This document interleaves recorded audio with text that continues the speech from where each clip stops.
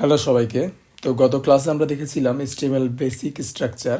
তো এই ক্লাসে আমরা দেখব HTML ফাইল ক্রিয়েট করা এবং ফার্স্ট একটা ওয়েব পেজ তৈরি করা।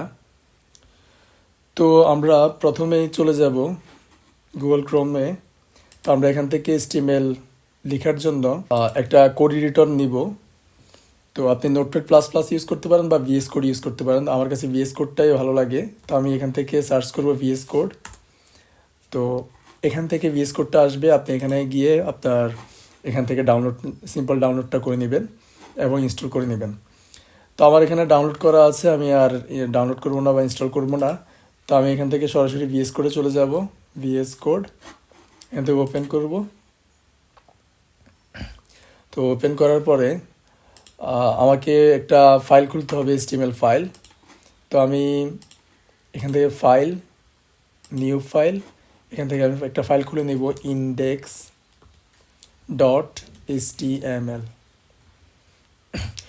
এখানে আপনি অবশ্যই মনে রাখবেন HTML ফাইলের এক্সটেনশনটা হচ্ছে .html। তারপরে এন্টার দিব।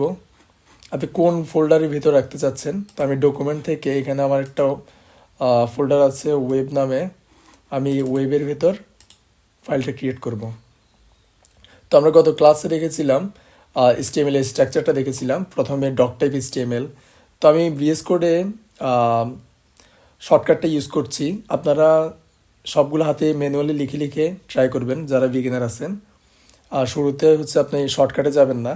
তো আমি জাস্ট নর্মালি শর্টকাটটা ইউজ করছি। দেখেন প্রথমে ডক টাইপ HTML হেড। তো আমরা গত ক্লাসে বলেছিলাম টাইটেলের ভেতর আমরা যা লিখি তাই হচ্ছে ওয়েব পেজে শো করে। তো আমি এখানে ডকুমেন্টটা ডিলিট করে দিয়ে আমি এখানে লিখলাম this is my first web page. তো আমরা যদি এটার আউটপুটটা দেখি তাহলে কি দাঁড়ায় দেখি। আমরা ফাইলে চলে যাব, এখান থেকে আমাদের ডকুমেন্ট থেকে আমাদের এই যে ওয়েব, এই যে এই ফাইলটা, এই যে দেখেন এখানে উপরে পেজের টাইটেলটা দেখেন, this is my first web page. তার মানে হচ্ছে টাইটেল আমরা যা লিখি তা হচ্ছে পেজের নাম বা টাইপে শো করবে। তারপর আমরা আবার কোড এডিটরে চলে যাই। যাওয়ার পরে আমরা এখানে লিখতে পারি, প্রথমে আমরা হেডিংটা দেখি। তো আমরা জানি যে হেডিং 6টা আছে, একটা হচ্ছে H1 H2 এরকম করে H6 পর্যন্ত। H1 হচ্ছে সবচেয়ে বড় হেডিং আর H6 হচ্ছে সবচেয়ে ছোট হেডিং। তো আমরা প্রথমে H1টা নিই। আমরা জানি যে H1 হচ্ছে সবচেয়ে বড় হেডিং। তো আমরা এটার ভিতর যেটা লিখব সেটা সবচেয়ে বড় শো করবে, হ্যালো। আচ্ছা, সবাই হ্যালো ওয়ার্ল্ড দিয়ে শুরু করে, এটা আসলে একটা ট্রেডিশন, আর কিছুই না। তো আমরা H1টা একটু দেখি, এখানে দেখেন হ্যালো ওয়ার্ল্ডটা সবচেয়ে বড় শো করছে। আচ্ছা, আমরা তো আর কিছু লিখি নাই, তাহলে বুঝছি কীভাবে সবচেয়ে বড়। তো আমরা H2 H3 ব্যবহার করতে পারি। আচ্ছা, আমরা H2টা ব্যবহার করি। এর ভিতরে লিখি হ্যালো ওয়ার্ল্ড,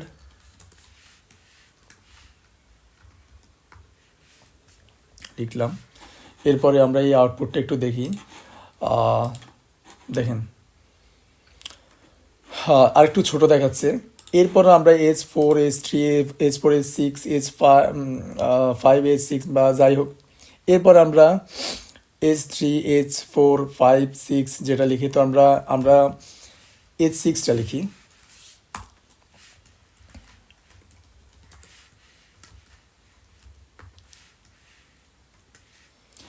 তারপর আমরা হচ্ছে এখান থেকে চেক দিই, দেখেন। আচ্ছা, আপনারা একটা জিনিস খেয়াল রাখবেন, আপনাদের VS কোডে হয়তো অটো সেভ অপশন নাও চালু থাকতে পারে। তো সেটা কিভাবে করবেন, সেটা সুবিধা হচ্ছে আপনাকে বারবার সেভ করতে হবে না। তো সেটা কিভাবে করবেন, ফাইল থেকে এখানে অটো সেভের উপর টিক দিয়ে দিবেন। জাস্ট অটো সেভটা চালু করে রাখলেই এটা অটোমেটিক সেভ হবে। তো আমরা গত ক্লাসে আরও একটা জিনিস বলেছিলাম যে বডির ভিতর আমরা যে লেখাগুলো বা যে ট্যাগ লিখবো, যে ট্যাগের ভিতর যে লেখা লিখবো তাই হচ্ছে ওয়েব পেজে শো করবে। দেখেন এই যে আমরা H1 H6 H2 এগুলো সব কিছু লিখেছি বডির ভিতরে, যার কারণে আমাদের ওয়েব পেজে এই লেখাগুলো বা এই কন্টেন্টগুলোই শো করছে। তারপর আমরা দেখি প্যারাগ্রাফ ট্যাগ। তো আমরা জানি যে প্যারাগ্রাফ ট্যাগ লিখে হচ্ছে পি ট্যাগের মাধ্যমে। তো আমরা পি ট্যাগ নিয়ে নিলাম। তো এখানে আমরা একটা ডামি টেক্সট নিব লরেম 30 বা 40 একটা নিয়ে নিলাম।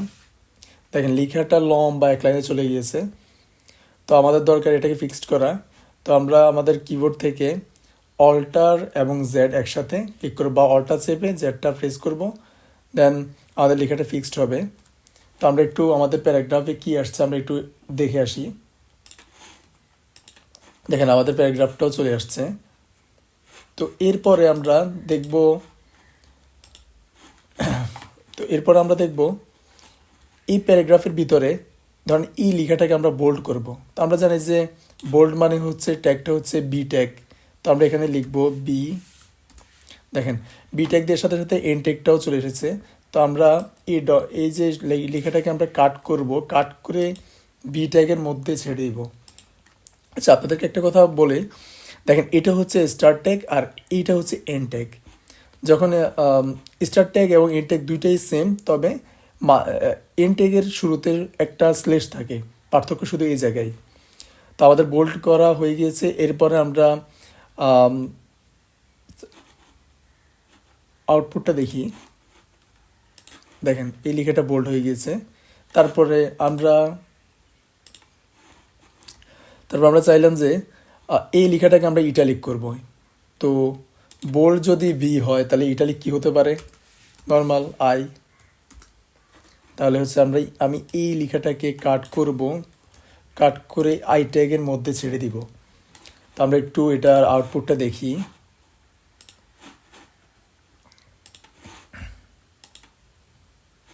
দেখেন এই লেখাটা এখন ইটালিক হয়ে গিয়েছে।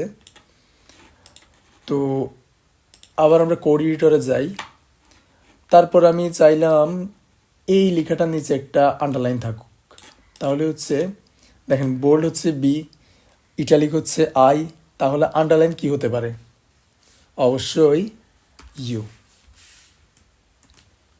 আমি এই লেখাটাকে কাট করব, কাট করে এই লেখার উপর এই ট্যাগের ভিতর ছেড়ে দিব।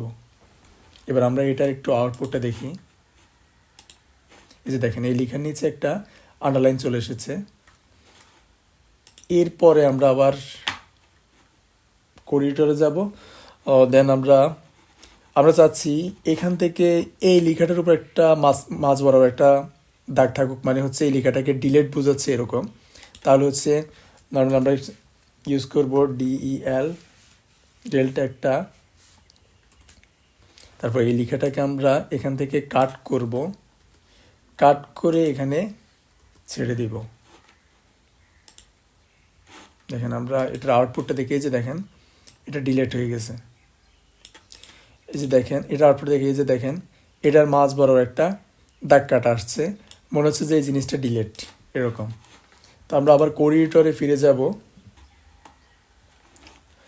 তো এখানে আমরা আরও দেখতে পারি, ধরেন আমরা এ স্কোয়ার বা A2 এগুলো দেখেছি না অঙ্ক করার সময়। আমরা এখানে আরেকটা প্যারাগ্রাফ ট্যাগ নিই। তো নেওয়ার পরে আমরা এখানে লিখলাম এ, বা আমরা এ স্কোয়ার লিখব। তাহলে কি করব, ধরেন স্কোয়ার মানে হচ্ছে 2। এখন এই 2টাকে আমাদেরকে উপরে শো করাতে হবে। তো আমরা এমনিতে যদি A2 লিখি তাহলে কি দেখা, দেখেন নর্মালি A2 দেখাচ্ছে। এখন 2টাকে আমাদের উপরে পাঠাতে হবে। তো উপরে যদি পাঠাতে হয় তাহলে আমরা এখানে একটা ট্যাগ ইউজ করব, SUP। এই 2টাকে আমরা এখান থেকে কাট করব, কাট করে এখানে ছেড়ে দিব। এরপর এবার দেখেন এটা কি দেখায়, যে দেখেন এই যে স্কোয়ার সুপ। আর যদি 2টাকে আমরা নিচে শো করাতে চাই তাহলে হচ্ছে জাস্ট এখানে লিখবো সাব।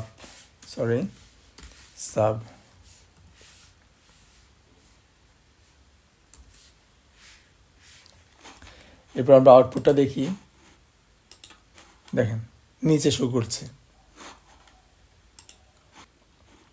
তো তার এই যে আমরা যে লেখালেখি করছি বা এই যে এটা পুরোটাই কিন্তু একটা ওয়েব পেজ। তো আমাদের আজকের ক্লাস এতটুকুই, আমি ক্লাসটা বেশি বড় করব না। আর আপনার কোথাও যদি বুঝতে সমস্যা হয় অবশ্যই কমেন্ট করে জানাবেন। আর ভিডিওটি ভালো লাগলে অবশ্যই লাইক এবং সাবস্ক্রাইব করবেন এবং শেয়ার দিয়ে আপনার বন্ধুদেরকে জানিয়ে দিন। ধন্যবাদ।